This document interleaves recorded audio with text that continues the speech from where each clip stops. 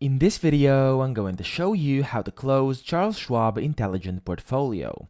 So what you want to do is go to Google or any browser of your choice and type in Charles Schwab Intelligent Portfolio Closure Form. What this will do is it will pull up the first result over here, which is the Schwab Intelligent Portfolio Solutions Account Closure Form. This is on their official website, so you want to click over here.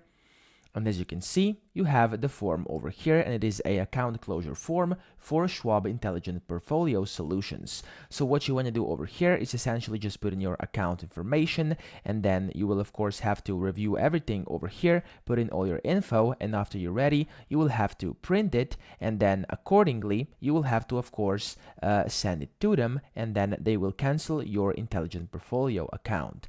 Now, as you can see over here, it says by signing this form, you're requesting to unenroll your account listed below from the Schwab Intelligent Portfolios program or the Schwab Intelligent Portfolios Premium program. So that's very important to know over here, and that's pretty much it. So I hope this video helped you out. If it did, please subscribe to the channel and help me out as well.